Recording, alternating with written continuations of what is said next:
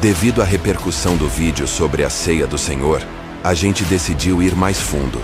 Porque não basta dar opinião, a verdade precisa ser mostrada com provas. Então aqui vai. O que você conhece hoje como ceia, seja na Igreja Católica ou na Evangélica, não tem quase nada a ver com o que os primeiros cristãos viviam. Não acredita? Vamos para a Bíblia primeiro.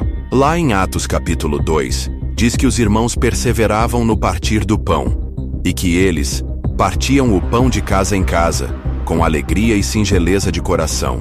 Isso era a ceia. Eles comiam juntos. Não era um ritual no altar. Era uma refeição em família.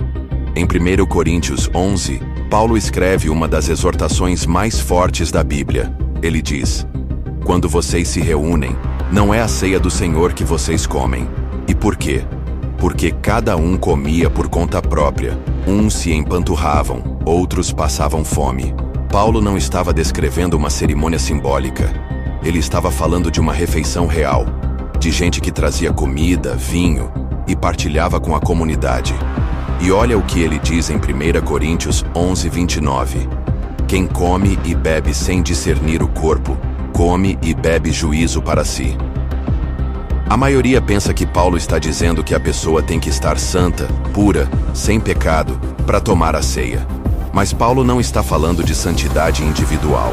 Ele está falando de discernir o corpo de Cristo, que é a comunidade, a igreja viva.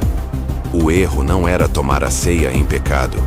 O erro era não enxergar o irmão ao lado. Agora anota aí.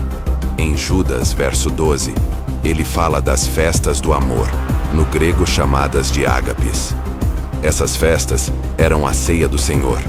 Era assim que os cristãos celebravam, com comida de verdade, partilha real, todos juntos, sem altar, sem sacerdote. Agora vamos para a arqueologia.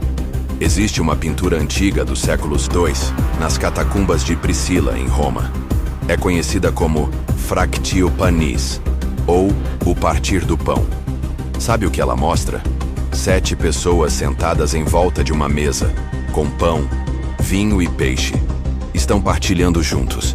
Não tem púlpito, não tem padre, não tem cálice consagrado. É uma ceia, de verdade. Isso está lá, debaixo da terra, preservado como testemunho da prática original dos cristãos, antes da religião tomar conta. Mas aí veio o Império Romano. No século IV, com Constantino, o cristianismo virou religião oficial do Estado. Aí acabou a comunhão. Nasceram as catedrais. Surgiram os altares, as vestes, os títulos, os rituais. E a ceia que era vivida entre irmãos foi confiscada pela instituição. Só o padre podia servir.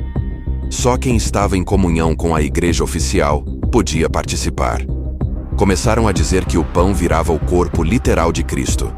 Criaram o medo, a culpa, o controle. No Concílio de Laodiceia, por volta do ano 363, os líderes proibiram as festas ágape dentro das igrejas. Isso está registrado. O que era mesa virou palco. O que era pão partilhado virou hóstia. O que era evangelho virou liturgia. E agora segura essa. Quando veio a Reforma Protestante, no século XVI, a ceia continuou sendo liturgia. Lutero ainda cria na presença real no pão. Calvino via a ceia como símbolo espiritual. Zwinglio dizia que era só um memorial. Mas nenhum deles devolveu a ceia para o povo. Nenhum deles disse: voltem às casas, voltem à mesa. Sabe o que aconteceu? As igrejas evangélicas herdaram a estrutura católica, só trocaram a linguagem. Tiraram a hóstia e colocaram um pedacinho de pão. Tiraram o padre e colocaram o pastor. Mas mantiveram o mesmo formato: culto, liturgia, ritual, exclusão. Hoje em dia, em muitas igrejas evangélicas, a ceia virou um momento de constrangimento. Você ouve coisas como: examine-se a si mesmo, e se não estiver em comunhão com a igreja, não participe. Só para membros batizados. Mas isso nunca existiu no Novo Testamento. Jesus partiu o pão com Judas à mesa. Paulo corrigiu quem excluía os pobres. A ceia não era sobre merecimento. Era sobre memória. Não era sobre pureza, era sobre comunhão. E aí fica a pergunta: quem tirou o povo da mesa? Quem transformou a ceia em cerimônia? Quem trocou a comunhão pela performance? A resposta é simples: a religião institucionalizada. Seja católica ou evangélica, ela se alimenta de liturgia. Porque liturgia se controla. Mas mesa se vive. A ceia do Senhor foi traída quando virou ritual. Porque ela nasceu como gesto de amor, memória da cruz, corpo repartido na vida real. Se quisermos voltar à presença de Cristo, precisamos voltar à mesa. Não à mesa da frente da igreja, mas à mesa entre irmãos, sem medo, sem hierarquia, sem filtro, só pão, vinho, memória e graça. Porque foi isso que ele deixou. Não uma liturgia, mas uma mesa.